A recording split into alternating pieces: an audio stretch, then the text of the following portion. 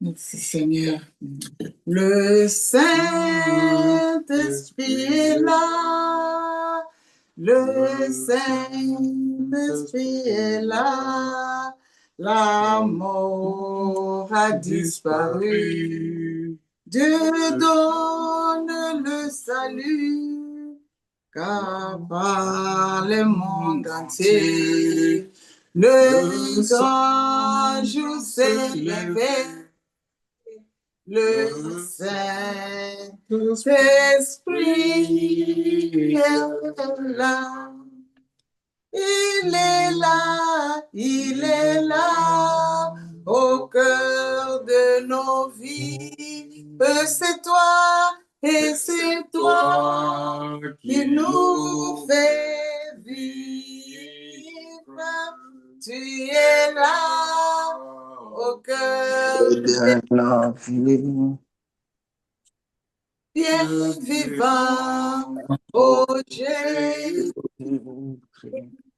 Tu es là, au cœur de nos vies. C'est toi, et c'est toi qui nous fait vivre. Tu es là, au cœur de nos vies. Bien vivant, oh Jésus-Christ. Oui, bien-aimé, le Saint-Esprit est là, Jésus-Christ est là, le Père est là dans notre vie. Nous avons le package. La Trinité en nous, nous sommes vivants en Christ. Quelle joie de se retrouver encore ensemble pour l'étude biblique d'aujourd'hui. Sans pour autant tarder, nous allons passer la parole au révérend pour commencer la séance de l'étude biblique. Merci, maman. Prions le Seigneur. Prions. Avec un cœur reconnaissant, tendre Père, que nous nous réunissons encore ce soir pour écouter encore ton enseignement, lire ta parole et grandir dans notre vie chrétienne. Nous te recommandons ces instants, que le Saint-Esprit nous guide du début jusqu'à la fin. Au nom de Jésus-Christ, nous avons ainsi prié. Amen. Amen. Bonsoir tout le monde, que vous soyez Bonsoir. de près ou de loin, que vraiment le Seigneur nous accorde sa grâce comme nous le sommes dans sa présence. La Bible dit que lorsque 2 ou 3 personnes se réunissent, il est présent au milieu d'eux. Nous avons chanté « Tu es là au cœur de nos vies ». Le Saint-Esprit est là. Le Saint-Esprit vit dans la vie de chaque chrétien. Alors, quand nous chantons « Le Saint-Esprit est là », c'est-à-dire le Saint-Esprit est dans la vie du chrétien. Et dans cette étude biblique où nous avons commencé à parler du Saint-Esprit, nous avions vu que le Saint-Esprit était l'agent à la création. Dans Genèse chapitre 1er, le verset 2. Ensuite, nous avons parlé du baptême du Saint-Esprit, c'est-à-dire une personne qui est en Christ est baptisée du Saint-Esprit. Donc, le baptême du Saint-Esprit, c'est être baptisé en Christ. Et après, nous avons vu le parler en langue. Nous avions vu que le parler en langue n'était pas une langue sophistiquée ou une langue que les gens ne comprenaient pas. Au contraire, le parler en langue était la langue maternelle, une langue étrangère où les gens de ce pays pouvaient comprendre dans leur langage maternel. Et la fois passée, nous avons parlé de prier en esprit. Nous avions vu que dans Matthieu 4, je pense que Jean 4, 24, où Jésus-Christ s'adressait à la femme samaritaine, lisons que les vrais adorateurs adoreront Dieu en esprit et en vérité. Et aujourd'hui, je pense que nous allons parler, ou nous allons clôturer avec ce thème, où nous allons voir la marche selon l'esprit. La marche selon l'esprit. Alors, nous allons lire le texte des Écritures dans Galates chapitre 5, le verset 16. Galates 5, 16. Euh, Je ne sais pas si maman, euh, maman docteur, elle est là ou pas. Ben, elle n'est pas, OK, elle a reçu une visite, 25, là, donc OK. elle n'est pas disponible. Là. Merci, papa. Nous allons Ok. lire. Galates, Galates 5, Vous avez sa version? euh, elle avait quelle version? Je pense que c'était français courant. en Euh, second. moi, j'ai Au la moderne. Bible Moderne. Thompson. Mhm. Allez-y, maman Claire. Galates 5, 16. Galates 16, pardon. Galates 5, 16. C'est 5 ou 16? 5. 5, le verset 16. Oh, j'ai mal compris, j'étais à 5.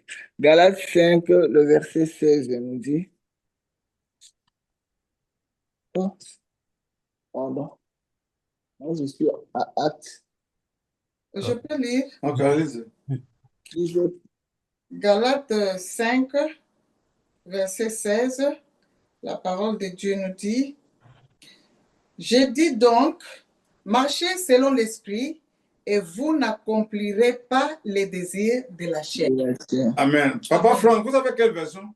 Moi, j'ai le Bible Thompson. Je vais lire comme ça, vous allez seulement entendre.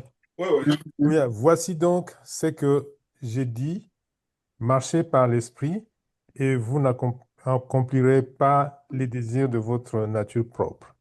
Amen. J'ai lu second, j'ai pas ajouté. Maman a lu second. J'ai lu Lui, second. second. Oui. Ah, ok, moi aussi j'ai lu second. Vous voyez, Donc, vraiment, il y a toujours. Nous sommes riches en vocabulaire Mhm. de marcher selon l'esprit pour ne pas accomplir les désirs de la chair. Dans la version de Papa Franck, il a parlé de. désir de votre nature propre. De votre- Voilà, le désir de votre nature propre. Waouh, vraiment, c'est intéressant. Alors, nous voyons dans deux prépositions, il y a selon et il y a d'autre part, il y a par. Mhm. Selon et par. Selon veut dire tout simplement être en accord avec. C'est selon. Par, donc, suivre l'action, donc être conduit par l'action. Mhm. Alors ici, nous voyons marcher selon l'esprit, c'est-à-dire marcher en accord avec l'esprit. Alors, que veut dire marcher selon l'esprit? Pour bien comprendre cela, nous allons lire le même chapitre. Nous allons lire le verset 17 à 25. Comme ça, nous allons entrer dans notre étude biblique. Mais le verset clé, c'est le verset 16. Mais nous allons lire de 17 à 25 pour avoir beaucoup de clarifications ou d'éclairage. Ok, je peux commencer? Oui, oui. En effet, la nature humaine a des désirs contraires à ceux de l'esprit. L'esprit a des désirs contraires à ceux de la nature humaine. Ils sont opposés entre eux, de sorte que vous ne pouvez pas faire ce que vous voudriez. Cependant, si vous êtes conduit par l'esprit, vous n'êtes pas sous la loi. Les œuvres de la nature humaine sont évidentes. Ce sont l'adultère, l'immoralité sexuelle, l'impurité, la débauche, l'idolâtrie, la magie, les haines, les querelles, les jalousies, les colères, les rivalités, les divisions, les sectes, l'envie, le meurtre, l'ivrognerie, les excès de table et les choses semblables. Je vous préviens, comme je l'ai dit déjà, je l'ai déjà fait, ceux qui ont un tel comportement n'hériteront pas le royaume de Dieu. Mais le fruit de l'esprit, c'est l'amour, la joie, la paix, la patience, la bonté, la bienveillance, la foi, la douceur, la maîtrise de soi. Contre de telles attitudes, il n'y a pas de loi.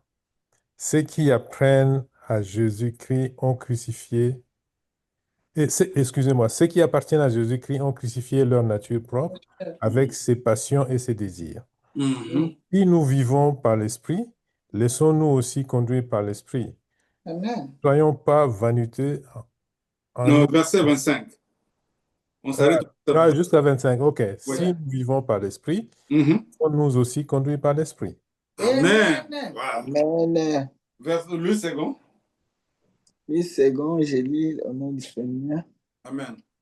Oui, car la chair a des désirs contraires à ceux de l'esprit, et l'esprit en a des contraires à ceux de la chair. Ils sont opposés entre eux, afin que vous ne fassiez point ce que vous voudriez. Si vous êtes conduits par l'esprit, vous n'êtes point sous la loi. Or, les œuvres de la chair sont manifestes. Ce sont l'impudicité,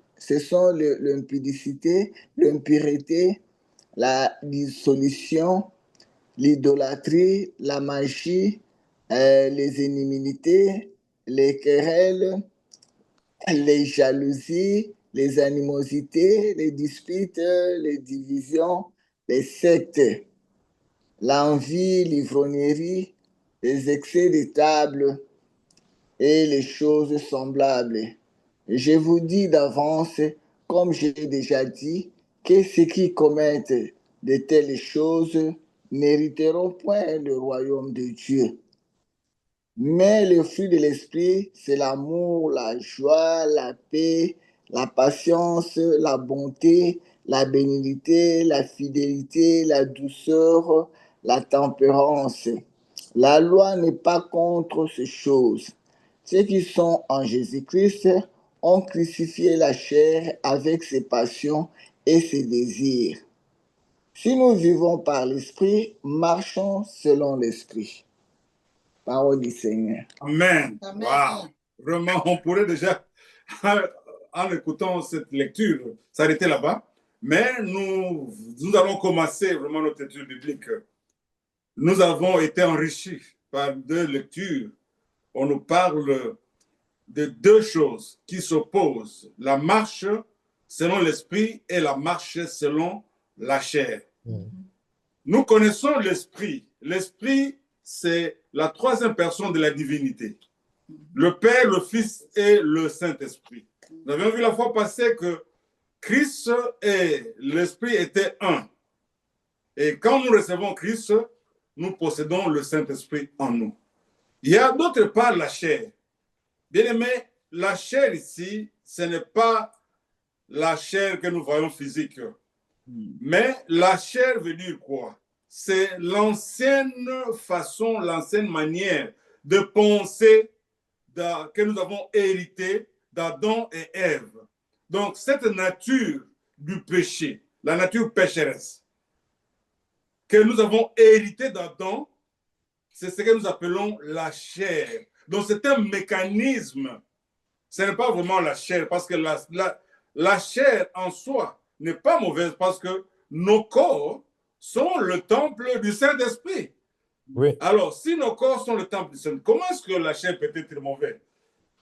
Vous voyez un peu? Et nous venons de lire dans le verset 24 que ceux qui sont en Christ ont crucifié les passions et les chairs, c'est-à-dire cette manière, cette façon de réfléchir, de penser de la façon d'Adam et Ève que nous avons hérité. Adam et Ève, nous avons hérité la nature d'Adam et Ève, la nature du péché, la nature pécheresse. J'aimerais qu'on puisse... il y a un passage qui me vient en tête, que nous pouvons lire pour clarifier ce que je suis en train de dire. C'est dans Genèse, le chapitre 5, le verset 3. Nous pouvons lire dans les deux versions. Genèse 5, 3. Ok, je peux commencer? Oui. Donc. À l'âge de 130 ans, Adam eut un fils à sa ressemblance, à son image, il l'appela Seth. Et il l'appela Seth. Amen. Maman Claire? Oui, Genèse 5, 3. Adam, âgé de 130 ans, engendra un fils et sa ressemblance selon son image, et il lui donna le nom de Seth. Ok. Rentrons Genèse, chapitre 1er, et nous allons voir quelque chose. Nous allons apprendre quelque chose. Genèse, chapitre 1er, le verset 26 et 27. Papa Franck. 26 et 27. Création de l'être humain et repos. Puis Dieu dit, faisons l'homme à notre image, à notre ressemblance, qu'il domine sur les poissons de la mer, sur les oiseaux du ciel, sur les bétails, sur toute la terre et sur tous les reptiles qui rampent sur la terre. Il créa l'homme à son image, il les créa à l'image de Dieu. Il créa l'homme et la femme. Maman Claire. Oui, c'est la même chose, 26. C'est la même... Ok. 26 à Si 26. c'est la même chose, alors nous pouvons continuer. Oui, c'est la même chose. Ok, merci beaucoup. Bien-aimés dans le Seigneur, ici, je voulais vous faire la similitude ici. On voit que dans Genèse, Dieu créa l'homme à son image et selon sa ressemblance. Tandis que dans Genèse 5, le verset 3, nous voyons ici Adam engendra un fils à sa ressemblance et selon son image. Vous voyez, Adam qui a péché a engendré l'homme, c'est selon l'image du péché. C'est pourquoi David, l'homme selon le cœur de Dieu, pouvait dire que ma mère m'a conçu dans le péché. Il était bébé. Il est né dans le péché. Parce que parfois, on n'arrive pas à comprendre, mais un bébé, est-ce qu'un bébé vraiment il a commis? Mais nous voyons ici que nous avons hérité la descendance d'Adam et Ève. Lisons encore Romains chapitre 5, le verset 12. Romains 5, 12. Ok, Romains 5, 12. C'est pourquoi, de même que par un seul homme, le péché est entré dans le monde, par le péché, la mort, de la mort, de même, la mort a atteint tous les hommes parce que tous ont péché. Amen. 12, C'est la même chose? Maman Claire. Oui, papa. C'est pourquoi, comme par un seul homme, le péché est entré dans le monde, et par le péché, la mort, et qu'ainsi la mort s'est étendue sur tous les hommes, parce que tous ont péché. Vous voyez, un seul homme, nous venons de voir Adam, qui a engendré, selon donc, c'est-à-dire, ce péché-là d'un seul homme s'est répandu, s'est répercuté, tout homme, et tous sont morts, et sont privés de la gloire de Dieu. Donc, vraiment, un dernier passage avant d'avancer, pour que nous puissions bien comprendre d'où nous venions, où nous étions. Allons dans Éphésiens, chapitre 2. Éphésiens, chapitre 2, le verset 1 à 2. Ok.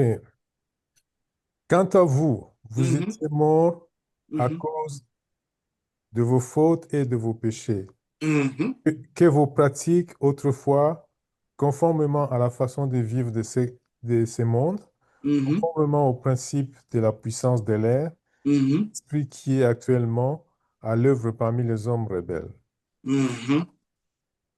Maman Claire, lui c'est bon. Oui, nous lisons la parole. Vous étiez morts par vos offenses et par vos péchés, dans lesquels vous marchiez autrefois, selon les traits de ce monde, selon le prince de la puissance de l'air, de l'esprit qui agit maintenant dans le fils de la rébellion.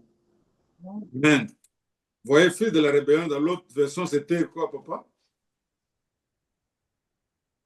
Papa, dans votre version, c'était fils de... Parmi les hommes rebelles. Les hommes rebelles. Vous voyez, ici, le fils de la rébellion et de l'autre côté, les hommes rebelles. Comment est-ce que l'homme peut naître rebelle? À cause du péché que nous avons hérité d'Adam et Ève. Oui, donc, nous devons savoir, nous venons de loin, mais il y a une chose qui se fait en nous lorsqu'une personne devient en Christ, la Bible dit qu'il devient une nouvelle créature ou une nouvelle création. C'est dans 2 Corinthiens 5, 17. Donc, nous devenons de nouvelles créations. Alors, marcher selon l'esprit veut dire vivre en accord avec notre... Lisons avant de continuer, lisons un peu 2 Corinthiens 5, 17. C'est là où nous avons acquis notre nouvelle identité. Papa Franck. OK. 2 Corinthiens 5, 17. Mhm. Il est venu annoncer la paix à vous qui étiez loin et à ceux qui étaient près. Non, non, non, ce n'est pas ça, Paul. Oh, oh non, non, j'ai lu 2 2 Corinthiens. Sorry. Ah, ça va, ça va. Euh, 2 Corinthiens 5, 17. OK, 2 Corinthiens 5, Est en 17. Christ, il est une nouvelle créature. Les choses anciennes sont passées. Voici, toutes choses sont devenues nouvelles. Ça, Amen. c'est 8 secondes. OK, Papa Franck. Si quelqu'un est en Christ, Mhm. il est une nouvelle créature. Les choses anciennes sont passées. Voici toutes choses sont devenues nouvelles. Ah, c'est pas la même chose. C'est la même chose. Vous voyez, donc, pour devenir une nouvelle créature ou une nouvelle création, vous devez être en Christ. Parce que Christ est mort et il a sacrifié son corps pour nos péchés. Il a porté en son corps nos péchés pour que nous puissions vivre dans la justice. Donc, Christ était la seule personne qui a porté nos péchés en son corps sur le bois pour que nous devenions la justice de Dieu. Donc, cela, c'est dans 2 Corinthiens 5, 21. Donc, nous sommes devenus la justice de Dieu à cause de Christ, qui est venu habiter à nous, a fait de nous justice de Dieu. Lisons 2 Corinthiens 5, 21. Comme c'est l'étude biblique, c'est mieux qu'on puisse lire ça aussi. 5, 21. Oui, oui. En effet, celui qui n'a pas connu le péché a fait devenir péché pour nous, afin qu'en lui, nous devenions justice de Dieu. Amen. Amen. Maman Claire, c'est pas la même version, n'est-ce pas? Oui, celui qui n'a pas point commis les péchés, Oh, ok. il a fait devenir péché pour nous, et que nous devenions en lui justice de Dieu. Oui, voilà. Vous voyez, Christ n'a point connu le péché, il n'a pas commis, il n'a ni connu, ni commis. Mais il est devenu péché pour nous, pour que nous devenions, il est devenu péché pour nous. C'est ce que la Bible dit. Pour que nous devenions la justice de Dieu. C'est ce que nous venons de lire. Donc, en d'autres termes, il a porté nos péchés. Il y a encore un autre passage pour... c'est dans 1 Pierre, chapitre 3, chapitre 2, le verset 24. 1 Pierre. 2, 24. 1 Pierre. 2, 24. 1 Pierre 2, 24. La parole de Dieu nous dit, lui qui a porté lui-même nos péchés, son corps sur les bois, et que mort au péché, nous vivions pour la justice. Lui par le meurtrissure duquel vous avez été guéris. Amen. Papa Franck, la version? Lui qui a lui-même porté nos péchés dans son corps à la croix, afin que, libérés de péché, nous vivons pour la justice. Par ces blessures que vous êtes guéris. Libérés. Vous voyez ici, Yeah. libérés du péché. De l'autre côté, mort. Vous voyez, donc quand nous sommes morts, nous sommes libérés du péché pour que nous puissions vivre pour la justice. Christ est notre justice. Christ est mort. Comment il a porté nos péchés. Et nous savons la punition du péché, le salaire du péché, c'est la mort. Comme Christ a porté lui-même nos péchés, il devait subir la justice de Dieu. Le salaire du péché, c'est la mort. Christ est mort pour nos péchés. Donc voilà, donc lorsque nous recevons Christ, nous crucifions Donc nous sommes morts avec lui et nous sommes ressuscités ensemble avec lui. Nous sommes devenus de nouvelles créations. Le Saint-Esprit est venu habiter en nous. Alors, puisque nous avons le Saint-Esprit en nous, marcher selon l'Esprit veut dire tout simplement être en accord avec cette nouvelle identité que nous avons reçue lorsque nous sommes nés de nouveau.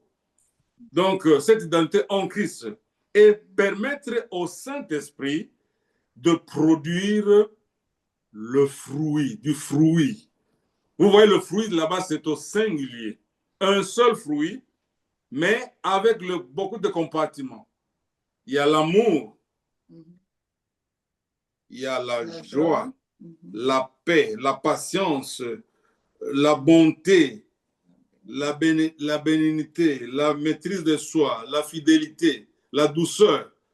Donc, le fruit de l'esprit, automatiquement, habite dans la vie de la personne qui est en Christ. Parce qu'en soi, le fruit de l'esprit, c'est le caractère de Jésus-Christ.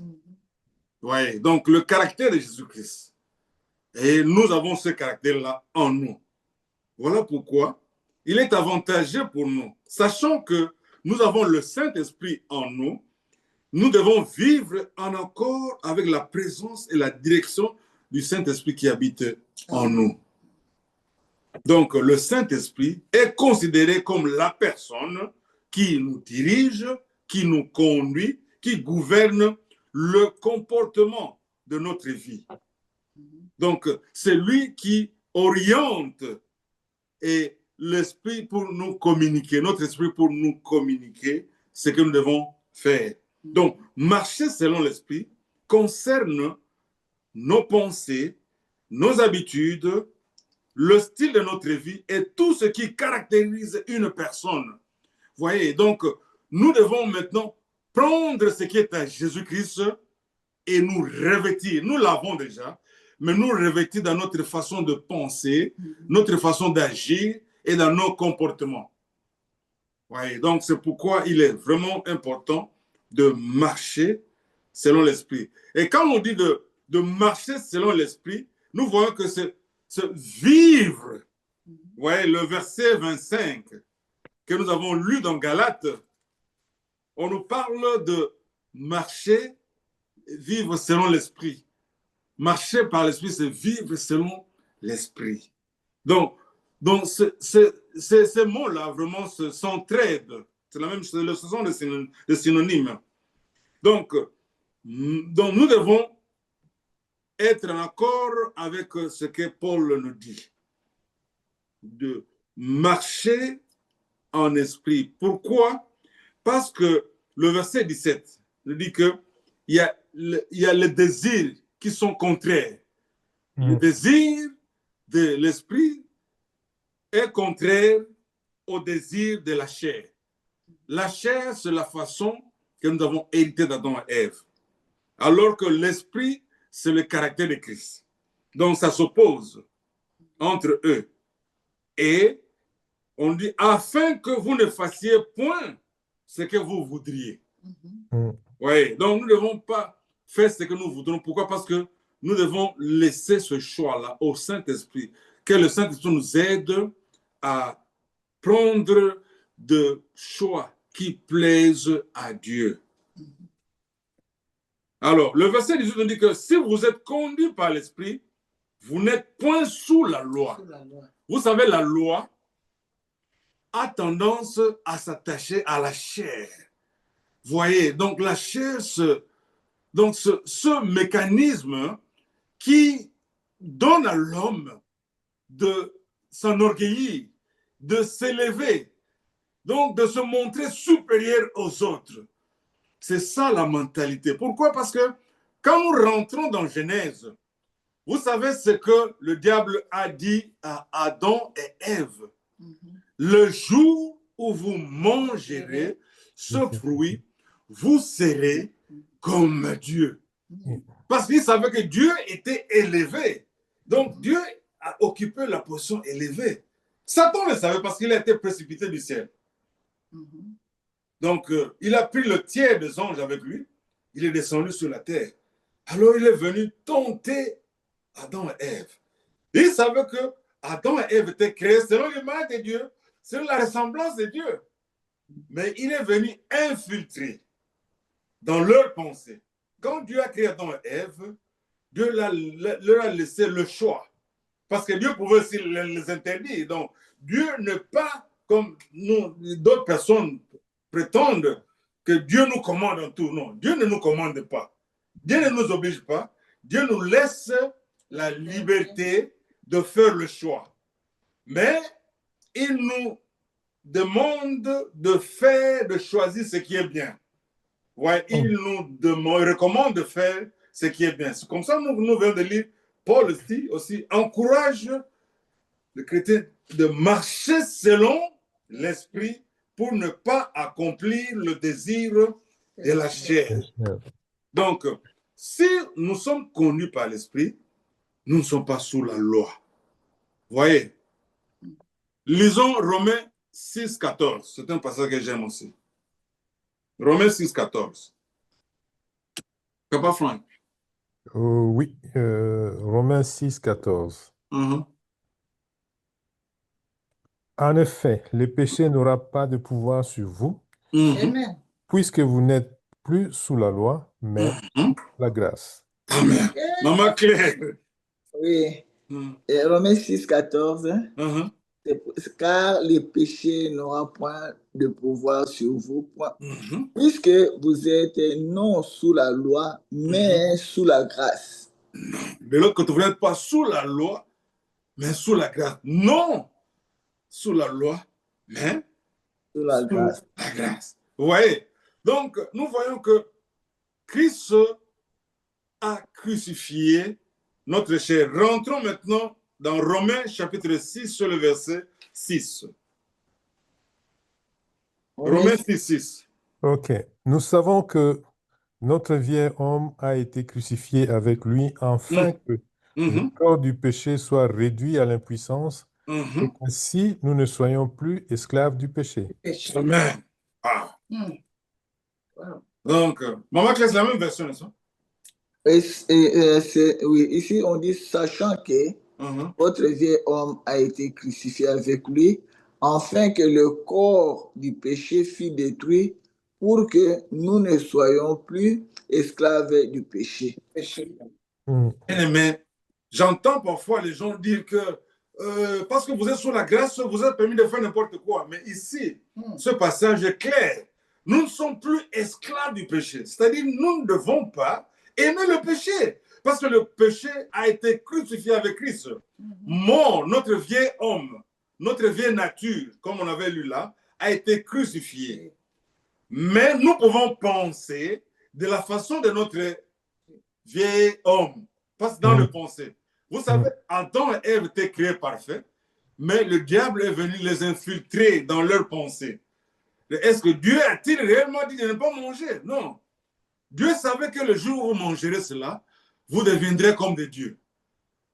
Ouais, donc c'est là où l'ennemi a tendance à nous avoir dans nos pensées. Vous vous rappelez, Papa Franck, lisons un peu Matthieu 4, 4. Ok. Matthieu 4, 4.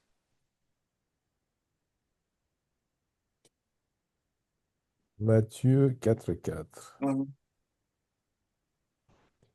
Jésus répondit, il est écrit, l'homme ne vivra pas de pain seulement, mais de toute parole qui sort de la bouche de Dieu.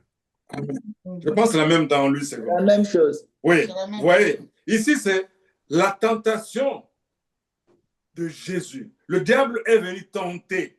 Vous savez, le même diable est allé tenter Adam et Ève dans le jardin. Ils ont cédé. Mais il revient à Jésus-Christ. Sachant que Jésus-Christ est le Fils de Dieu, il le tente, dit, mais écoute, il savait que Jésus-Christ avait gêné pendant 40 jours et 40 nuits dans le désert. Et il vient maintenant tenter Jésus. Il savait que Jésus était affamé. C'est tout à fait normal. Quand vous faites déjà un jour sans manger, on est déjà affaibli. Mais lui, il a fait 40 jours. Donc le besoin même de l'eau, de quelque chose, était vraiment, c'était nécessaire. Alors le diable vient au moment opportun. Il savait que Jésus-Christ était faible, avait faim. Mais Jésus lui répond que l'homme...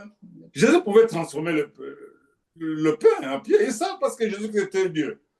Mais Jésus lui a répondu que l'homme ne vivra pas de pain seulement, mais de toute parole qui sort de la bouche de Dieu.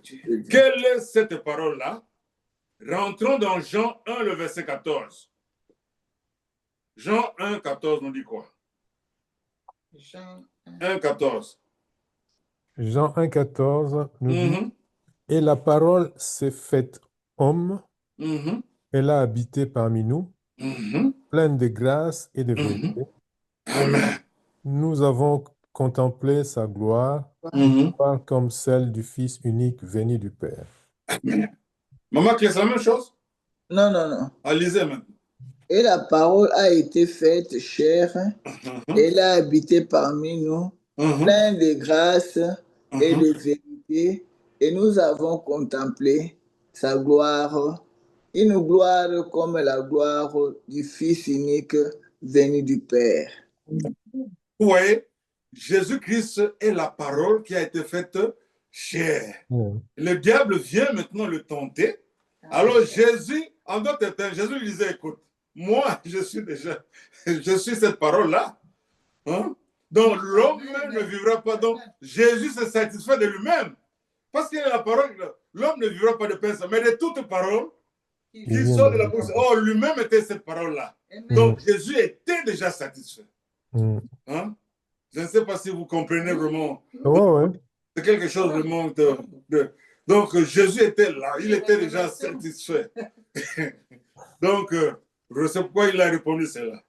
Donc, et Paul maintenant recommande aux chrétiens de Galates de marcher selon, pour les encourager, de marcher selon l'esprit pour ne pas accomplir le désir de la chair ou le désir charnel.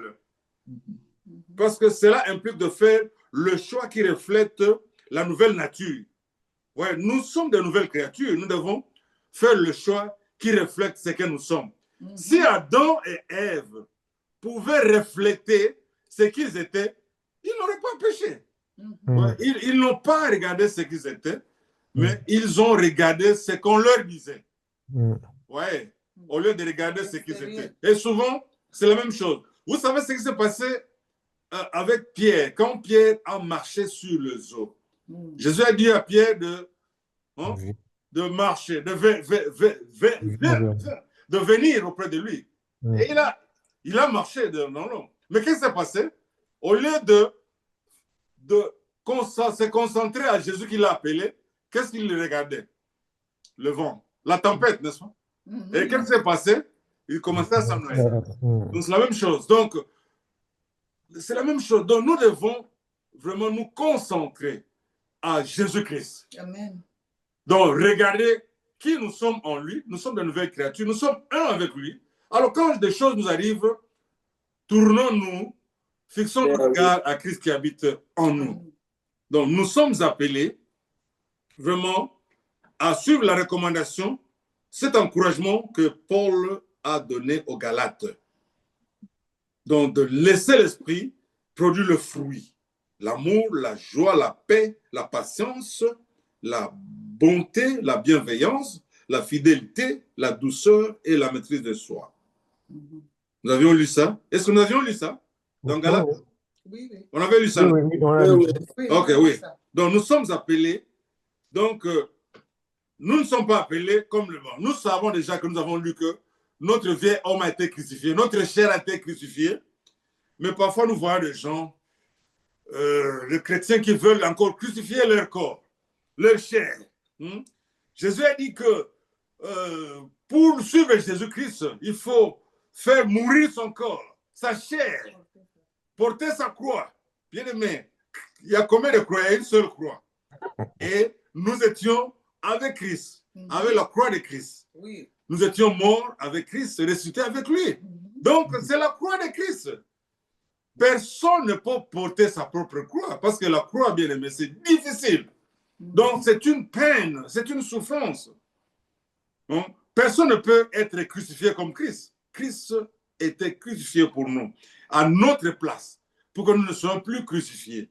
Et ici, nous ne pouvons pas dire que nous allons crucifier notre chair, donc tuer notre vieil homme, car nous sommes déjà morts avec Christ et ressuscités à une vie. Lisons un peu Romains 6, le verset 6 à 7. Qu'est-ce nous dit Romains 6, 6 à 7? Papa Franck? Oui, Romains 6 à 7.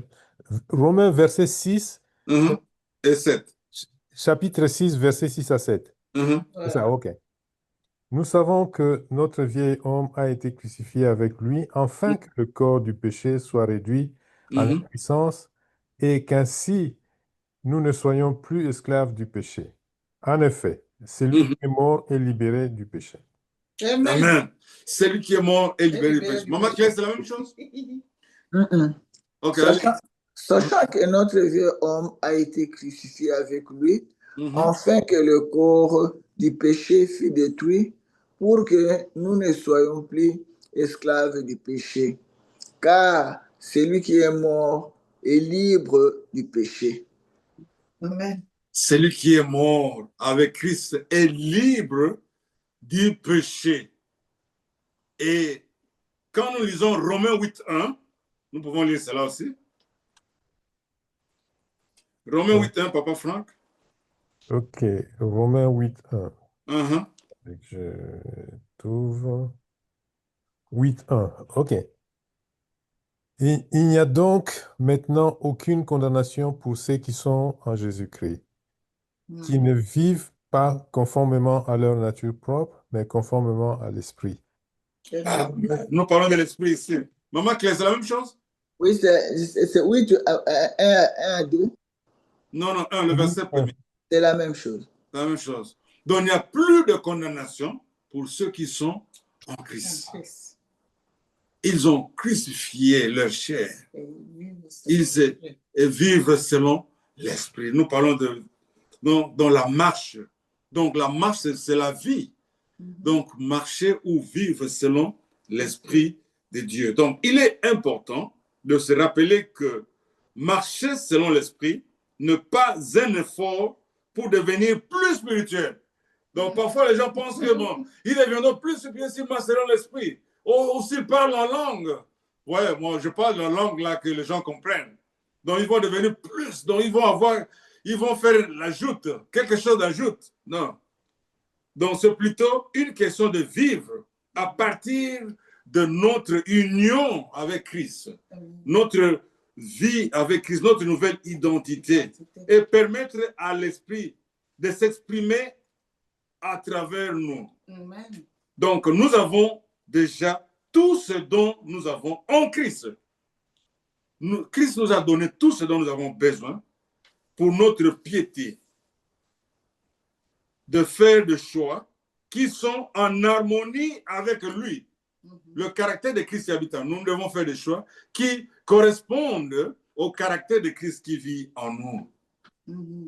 Donc, comme il est, bon, nous avions lu la fois passée, mais on peut toujours lire ça, comme il est dit dans 1 Corinthiens 6, le verset 17. 1 Corinthiens 6, 17, on avait lu ça la fois passée. Oui. 1 Corinthiens 6, 17. 17. La parole de Dieu nous dit, mais celui qui s'attache au Seigneur est avec lui un seul esprit. Amen. Et Papa Franck, c'est la même chose? Non, mais celui qui s'unit au Seigneur, un seul esprit avec lui. Ok, celui qui s'unit, celui qui s'attache. Vous voyez un peu, un seul esprit. Donc, comme nous avons un seul esprit avec Christ, nous avons le caractère de Christ en nous. C'est pourquoi notre choix doit correspondre, doit venir de notre union. Ouais, de notre union avec Christ. Et nous allons exprimer la vie de Christ en nous et nous allons expérimenter la plénitude de la vie que Christ nous offre. Quelle est cette plénitude de la vie que Christ nous offre? Voilà, nous pouvons lire cela dans Jean 10, 10. Lisons un peu cette plénitude-là. Quelle est cette plénitude? Jean 10, 10. Ok, Jean 10, 10. Le voleur ne vient que pour dérober et détruire. Mais je suis venu afin que le brebis ait la vie et qu'elle soit dans l'abondance. Papa Franck, quelle est votre version? Le voleur ne vient que pour voler, égorger et détruire. Moi, je suis venu afin que le brebis ait la vie et qu'elle l'ait en abondance. Amen. Voyez la plénitude de la vie de Christ, c'est une vie en abondante, la vie éternelle, la vie de Jésus-Christ. Nous l'avons parce que nous sommes un, nous sommes en union avec lui, nous sommes attachés avec lui. Donc, rien ne pourra rompre cette union-là, c'est éternel. Donc, alors, quand on dit que non, vraiment, une personne s'est éloignée de Christ, bon, ça c'est le raisonnement humain. Ce n'est pas spirituel. Parce que c'est impossible que être un avec Christ, que vous soyez détaché. Et la Bible dit que personne ne vous ravira de la main de son Père. Donc, pour conclure, nous pouvons dire ceci, que marcher selon l'Esprit, ou marcher par l'Esprit, se vivre quotidiennement à partir de notre union avec Christ, et prendre des décisions en accord avec le conseil de Christ qui habite en nous. Amen, amen. Amen. Amen. Nous allons passer nos 4 questions avant de avoir s'il y a des questions. Amen. On va aller. Nous avons 4 questions. La première question, quel est le contexte culturel et historique de ce que nous venons de t'apprendre aujourd'hui? Ok, relisons encore Galates 5,16. Comme ça, nous aurons une idée quand je vais expliquer le contexte. Galates 5,16. C'est dans ce verset. Allez-y, Papa Franck. Galates 5,16. Ok. Voici donc ce que j'ai dit.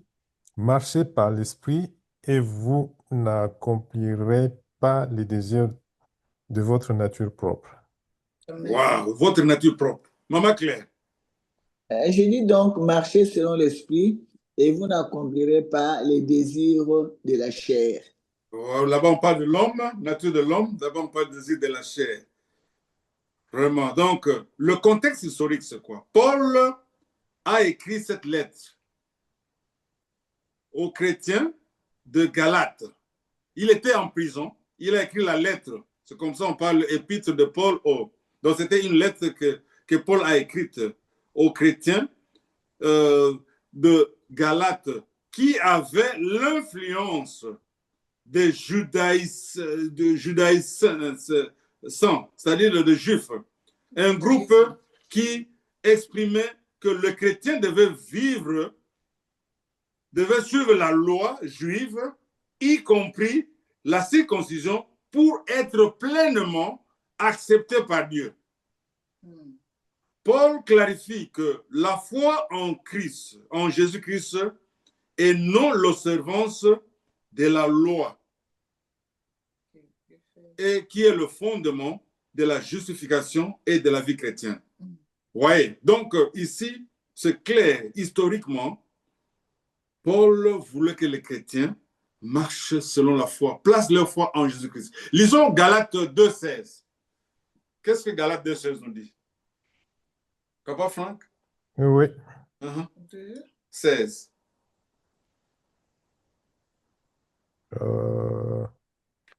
Ok, Galates 2,16. Nous sommes des Juifs, des naissances, et non des pécheurs issus des autres nations. Oh, 16. Oh, non, c'est pas ça. 15. Cependant, nous savons que ce n'est pas sur la base des œuvres de la loi que l'homme est déclaré juste, au moyen de la foi en Jésus-Christ. Ainsi, nous aussi, nous avons cru en Jésus-Christ afin d'être déclarés justes sur la base de la foi en Christ et non des œuvres de la loi. Amen. Personne ne sera considéré comme juste sur la base des œuvres de la loi. Amen. Maman Claire, je pense que c'est différent. C'est différent, oui. Allez-y. Galates 2,16, hein? Néanmoins, sachant que ce n'est pas par les œuvres de la loi que l'homme est justifié, mais par la foi en Jésus-Christ. Nous aussi, nous avons cru en Jésus-Christ afin d'être justifiés par la foi en Jésus-Christ et non par les œuvres de la loi. Parce que nulle chair ne sera justifiée par les œuvres de la loi. Voyez. Donc ici, le contexte culturel dont le juif enseignait les chrétiens à suivre les lois, la loi juive, pour être justifié. Ce n'était pas vrai, c'était faux. Et Paul est venu leur montrer, parce que Paul était le docteur de la loi. Paul enseignait la loi. Donc, il connaissait très bien la loi. Alors, quand il a reçu cette révélation, il est venu maintenant clarifier, écrire, pour qu'ils puissent placer leur foi en Jésus-Christ pour être justifiés. Parce qu'ils pensaient qu'ils étaient justifiés par les œuvres de la loi, alors que c'est le contraire. Donc, c'est ça vraiment l'importance historique. Et puis, culturellement, les Galates étaient influencés par des pratiques religieuses païennes et juives. Paul les exhortait à marcher selon l'esprit, plutôt au désir de la chair. Voilà. Et la deuxième question? Deuxième question, quel est le message principal qui nous aide à saisir le message toujours? Oui, le message principal ou le thème principal, c'est l'appel à marcher selon l'esprit pour ne pas satisfaire le désir de la chair. Vous rappelez-vous, Adam et Ève voulaient satisfaire le désir de la chair en mangeant le fruit. Donc, le fruit était bon à voir, à regarder. Donc, ça paraissait vraiment... Nous connaissons une mangue qui est mûre, comment ça tire. Ou une mangue mûre, ou une banane qui est mûre. Ouais, quand vous regardez, quand c'est mûr, vraiment, ça tire. C'est de la même façon. Donc, même la nana. Donc, tout ce qui est mûr, ça attire. Donc, le désir de la chair a tendance à satisfaire cela. Vous voyez un peu? Alors que ici, Paul voulait qu'il marche selon l'esprit pour ne pas satisfaire le désir de la chair. Troisième question. Troisième question, comment ce passage se place ou se rapporte-t-il dans l'ensemble de la Bible? Oui, comment ce passage? Nous allons lire un autre passage dans Romains 8, le verset 4 à 5. 8, 4 à 5. Je peux lire? Oui, allez-y. Ainsi, la justice réclamée par la loi est accomplie en nous qui vivons, non conformément à notre nature propre, mais conformément à l'esprit. En effet, ceux qui se conforment à leur nature propre se préoccupent des réalités de la nature humaine. Ceux qui se conforment à l'esprit sont préoccupés par ce qui est de l'esprit. Maman Claire, wow. Galates 8, 4 à 5. Romains 8. Romains 8. Et c'est là enfin que la justice de la loi fut accomplie en nous, qui marchons non selon la chair, mais selon l'esprit. C'est en effet qui vivent selon la chair s'affectionnent aux choses de la chair, tandis que ceux qui vivent selon l'esprit s'affectionnent aux choses de l'esprit. Parole du Seigneur. Amen. La justice, il y a quelque chose qui m'a attiré. La justice de la loi a été accomplie dans ceux qui vivent, qui sont en Christ. Donc, vous savez, qui a accompli la loi? Il y a une seule personne. Jésus-Christ. Jésus-Christ. Lisons ça dans Matthieu 5, le verset, je pense, 17. Matthieu 5, 17. Papa Franck? Oui, Matthieu 5, 17. Ne croyez pas que je sois venu pour abolir la loi ou les prophètes. Je suis venu non pour abolir, mais pour accomplir. Amen. Maman Claire, c'est la même chose, ça? Maman Claire? C'est la même chose. Oh, c'est la même chose. Vous voyez. Donc, dans Matthieu, là-bas, Jésus-Christ est venu pour accomplir la loi. Et cette loi-là, pour nous qui sommes en Christ, nous avons lu dans Romains 8 que la justice de la loi fut accomplie en nous.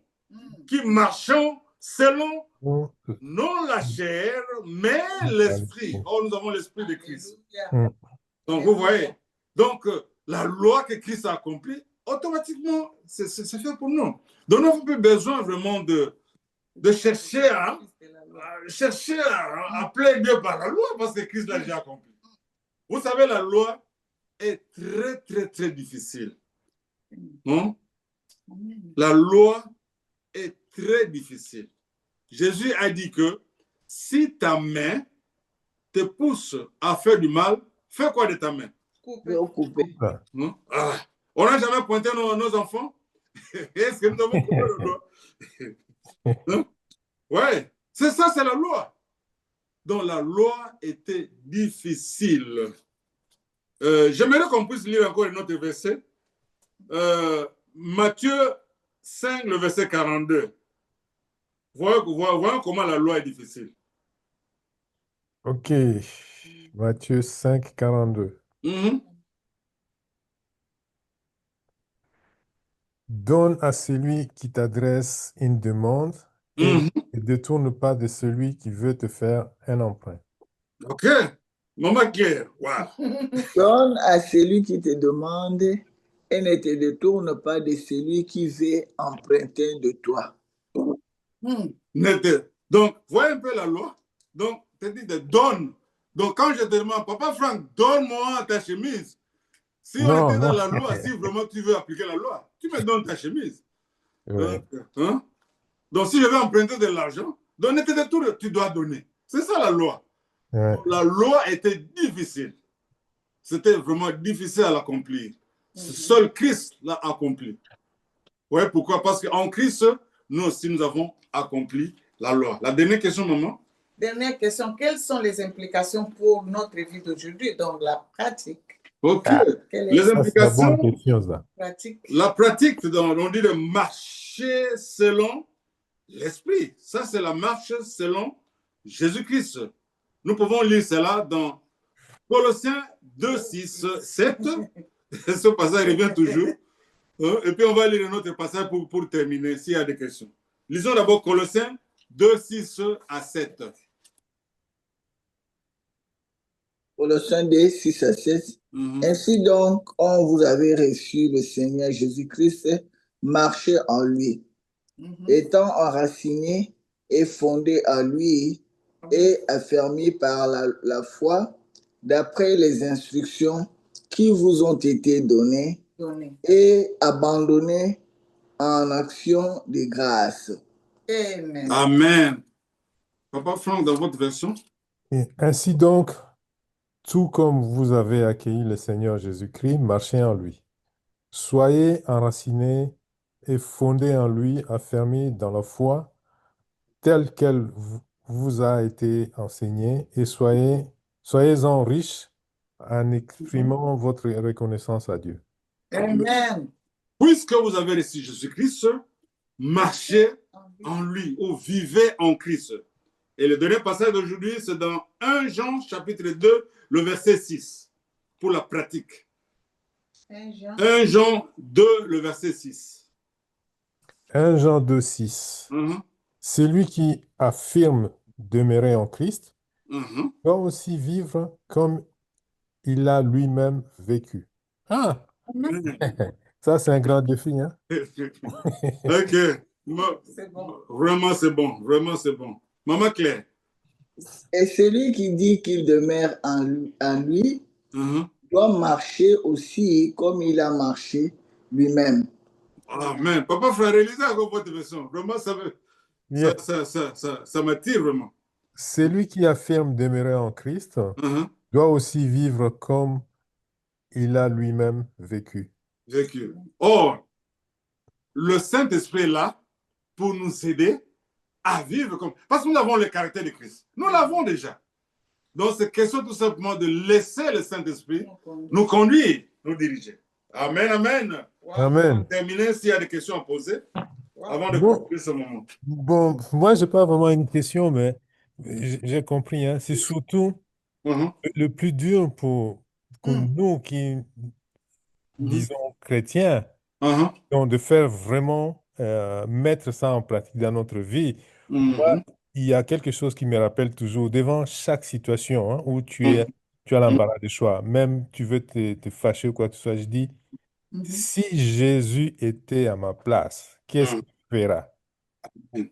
Donc, c'est la question que je me pose qui me permet de réfléchir, d'agir correctement. Amen. On est humain. Oui. Yeah, on est humain. C'est pas aussi facile comme on dit, on a Non. l'esprit par le Christ, de marcher dans l'esprit, mais dans la pratique de la vie de tous les jours, Oui. on rencontre tellement de difficultés qu'il faut seulement la référence qui m'amène à faire quelque chose de bien, c'est toujours si Jésus était à ma place, qu'est-ce qu'il fait? Donc, je dois faire les choses correctement. C'est pas évident, mais bon. Ouais. Amen. C'est vrai. Amen. Merci beaucoup pour cette clarification. Il y a quelqu'un qui a une autre clarification, éclairage ou bien une question? Non, c'est bien. Moi, je voulais... vraiment, c'est très beau. I am so happy. Donc, il y a le passage, là, pas le passage, il y a des dires. Je ne sais pas qui, je répète ça toujours, quand les enfants de Dieu disent que ceux qui enseignent la grâce est rejetée. Bien aimé, regardez très bien dans nos églises. C'est plus de, je peux dire plus de 90% de nos pasteurs font des mixages de la grâce et la loi. Si nous comprenons la différence entre la loi et la grâce, la nouvelle alliance, l'ancienne alliance et la nouvelle alliance, nous allons marcher librement comme des chrétiens en marchant selon notre identité de Christ. Donc, quand on dit que ceux qui enseignent la loi donnent la licence aux gens de pécher, non, moi j'ai fait cette expérience-là. Au contraire, le péché, comme la Bible nous dit, on avait lu ça la fois passée dans 1 Corinthiens 15, le péché tire sa puissance de la loi. Mais la grâce, dans Tite 2, nous dit, la grâce nous donne le pouvoir de dire non au péché. Cela veut dire que là où la loi augmente, le péché augmente. Quand on dit à quelqu'un ne fais pas ça, ne fais pas ça, il va chercher à faire ça. Mais quand on donne vraiment ce qui est de Christ, la grâce, la personne doit se regarder en lui et dire non, Christ a marché comme ça, comme Papa Franck a dit.